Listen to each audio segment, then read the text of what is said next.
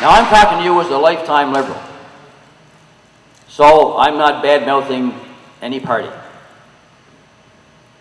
But what I'm saying is that in New Brunswick, the Liberal Party federally and the Liberal Party provincially is the same. They operate out of the same office, they have the same Liberal Association president, they have the same Liberal Association executive for the province. The leader of the Liberal Party in Canada is recognized as the Federal Liberal Party in New Brunswick. When you see Mr. Gallant and Mr. Trudeau going arm in arm, it's not just because they happen to bump into each other at the mall. They're there because they want to be together, because they're showing common cause. Mr. Trudeau was down here to support Mr. Gallant in his initiatives, and Mr. Gallant is to support Mr. Trudeau in his initiatives. One and the same. Not saying it's good, not saying it's bad, but it's a reality. They're proud to be with each other. And that's why we need to have all the candidates here. We need to have Mr. Finnegan here. We need to have his opinion. Is he going to stand? I mean, it's not okay to say to Lisa and Bill, are you standing with us? But they're all the same. Brian said, well, I'm not going to be associated with any federal leader. And then, oh, well, I'm going to qualify that. Anybody who wants to give attention to New Brunswick's financial problems, I'll be seen with them. I'll be on the stage with them. So you're really not going to be with Mr. Trudeau, even though he was with you last fall. No. All of a sudden, Dominic LeBlanc, the real premier of the province,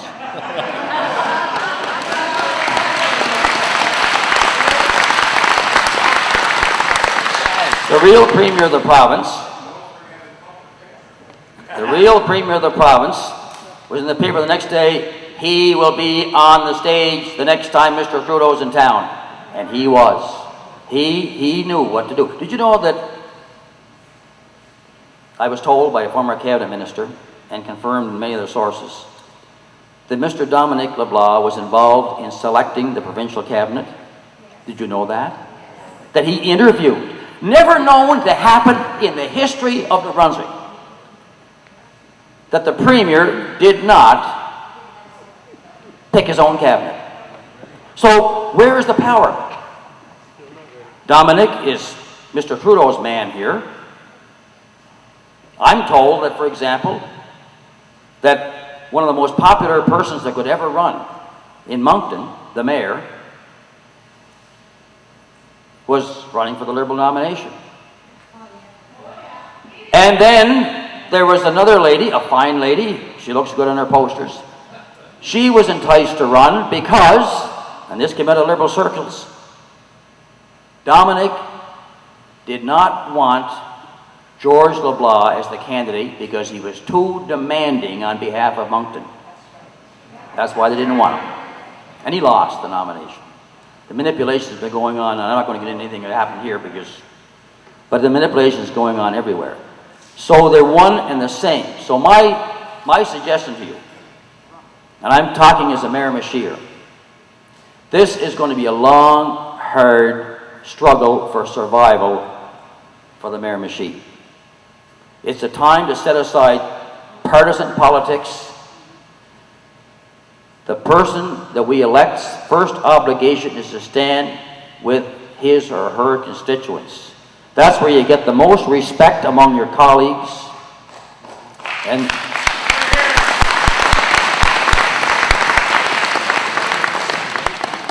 but some of them, oh, well, if I stand up, I'm going to lose my cabinet position, I'm going to lose my car, I'll lose my laptop, I'll lose my EA, I'll lose my assistant EA, I'll lose my things that stroke my ego. But you have to live with yourself. You have to live with your neighbors. You have to live with the people who had faith in you. You have to be able to go back to those people time and time again. I mean, I've had a few privileges that, yes, you bounced me out a couple of times and then you regretted it and brought me back. It's like putting my feet in the fire, and then after a while you take me back, and then, oh, we'll put them back in again. But I'm proud to say today that I can walk down the street after all the years representing people, and I don't have anybody wanting to come up and smash me in the mouth or anything. Because you have to stand with the people who elected you. Now on October the 19th is what I'm getting to.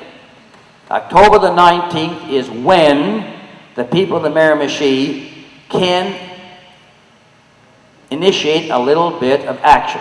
Absolutely. That's when you can do it. Absolutely. Now, ask. Now, the federal candidates say, well, we're not involved, we're not involved, we're not involved. But there are lots of choices. There are lots of choices on October the 19th. Now, we can